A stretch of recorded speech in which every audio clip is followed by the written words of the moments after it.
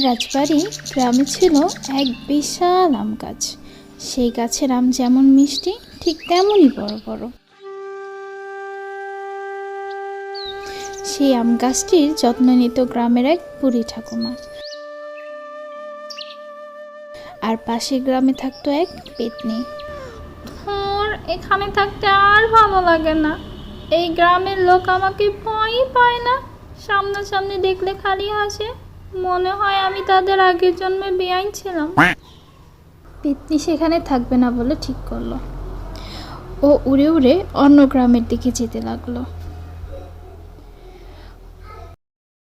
এখন তো গরমের দিন, বাবা, রোদের যে তাপ, থাকাই যায় না। যদি একটা ফলের গাছ পেতাম খুব ভালো হতো। এই গরমের দিনে ফল খেতে আমার বেশ ভালোই লাগে। তখন পেতনি রাজবাড়ি গ্রামের দিকে যেতে লাগলো। কিছুটা দূরে যাওয়ার পর পেতনি সেই আম গাছটা দেখতে পেল। বাবা গো, এত বড় আম গাছ! আর আমগুলো কি সুন্দর পেকে লাল টুসটুসে হয়ে আছে। আহা, দেখতেই এত ভালো লাগছে। না জানি খেতে কত মজাই না লাগবে।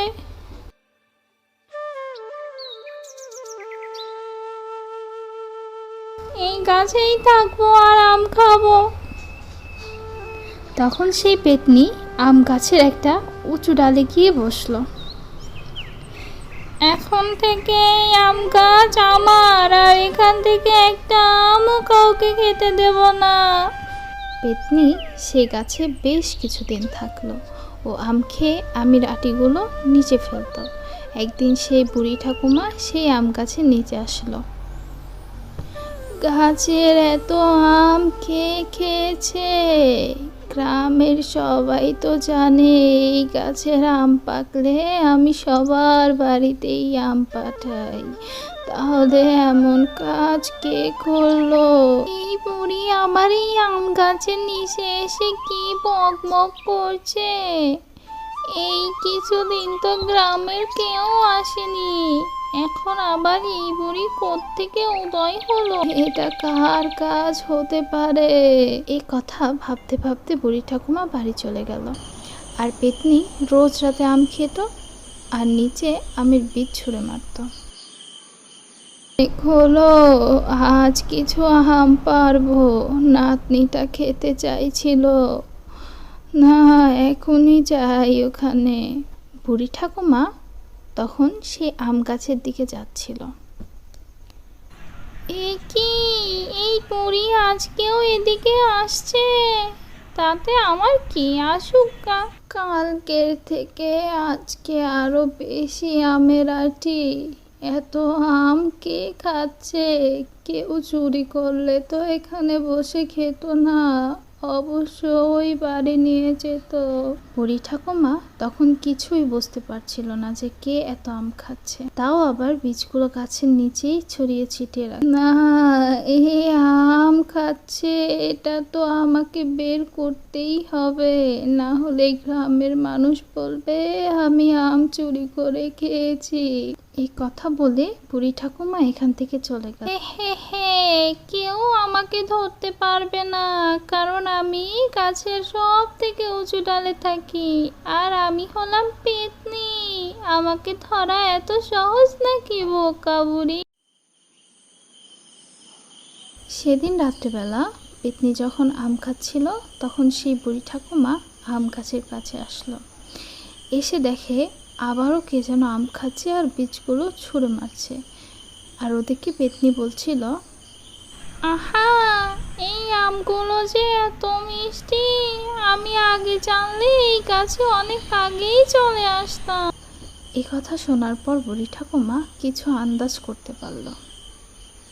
তার মানে এটা মানুষের কাজ না, এই গাছে পেতনি বা শাকচুন্নি, এই দুটোর মধ্যে একটা তো থাকে। দাঁড়া, তোকে কিভাবে জব্দ করতে হবে এটা আমার ভালো করেই জানা আছে। তারপর বুড়ি ঠাকুমা সেখান থেকে চলে গেল। তারপরের দিন সকালেই বুড়ি ঠাকুমা আম গাছের নিচে আসলো। আমি এই বুড়ির রূপ ধরে বেশ ভালোই করেছি। আসলে আমি যে শাকচুন্নি এটা কেউ টেরই পাবে না। কি বললো? শাকচুন্নি? আমার থেকে তো শাকচুন্নিদের বেশি শক্তি থাকে, তারা রূপও বদলাতে পারে, কিন্তু শাকচুন্নি এই বুড়ির রূপে কেন আছে? এই আম গাছ থেকে একটা আম খেয়েছিলাম বলে এই গ্রামের লোক এত মেরেছিল যে আমি বেঁচেই নেই। ইস রে, এই শাকচুন্নির সাথে তো খুব অন্যায় হয়েছে। যাই ওকে। তখন পেতনি বুড়ি ঠাকুমার সামনে এসে দাঁড়ালো। ও, তাহলে এই পেতনি আমগুলো খেয়ে খেয়ে শেষ করছিল। কি গো শাকচুন্নি, এত মন খারাপ কেন? এ কি পেতনি, তুই কোথা থেকে আসলি? আমি তো এই আম গাছেই থাকি, তোমার কথা শুনে নিচে নেমে আসলাম। তুই এই গাছে থাকিস, তাহলে এই আমগুলো তুই খেয়েছিস? হ্যাঁ গো, এই গাছের আমগুলো অনেক মিষ্টি, তুমিও খাবে চলো। না না, আমি খাবো না। আর এই গাছের আম তুইও খাস না, বুঝলি? কিন্তু শাকচুন্নি, তুমি এমন কেন বলছো? এত মিষ্টি আর সুস্বাদু আম চোখের সামনে থাকবে আর আমি খাবো না, এটা কেমন কথা? আমি তো তোর ভালোর জন্যই বললাম। এখন তুই যদি না শুনিস তাহলে তোর ক্ষতি হবে। আমি এখন যাই রে। এই কথা বলে বুড়ি ঠাকুমা সেখান থেকে চলে গেল। শাকচুন্নি আমাকে এই আম গাছের আম খেতে কেন বারণ করলো? কিছু তো ব্যাপার আছে। তখন পেতনি সেই বুড়ি ঠাকুমার বাড়ির দিকে যাচ্ছিল। পেতনি আবার আমার বাড়ি কেন আসছে? ও বুঝি ওর মন ছটফট করছে। ও শাকচুন্নি, তুমি তোমার আসল রূপে ফিরে আসো। না না, এই গ্রামের মানুষদের মারবো, তারপর নিজের রূপে ফিরে আসবো। কিন্তু তুমি এই গ্রামের এতগুলো মানুষ কিভাবে মারবে? আমি ওই আম গাছেরটির যত্ন নেওয়ার বাহানায় ওই গাছের গোড়ায় এমন বিষ দিয়েছি যে এই গাছের আম যে খাবে সে 1 সপ্তাহ পর মারা যাবে। কি বললে? বিষ? আমি তাহলে 1 সপ্তাহ পর মারা যাব? হ্যাঁ, তুই এই গাছের আম খাওয়ার আগে আমাকে জিজ্ঞাসা করতে পারলি না?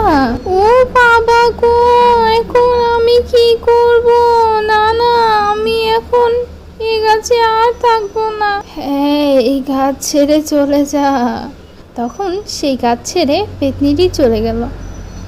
হি হি হি, আমাকে কিছুই খাটনি করতে হয়নি তোকে এই গাছ থেকে তাড়ানোর জন্য।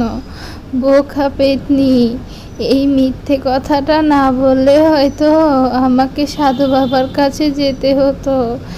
আমার মাথার বুদ্ধি কাজে লেগে গেল।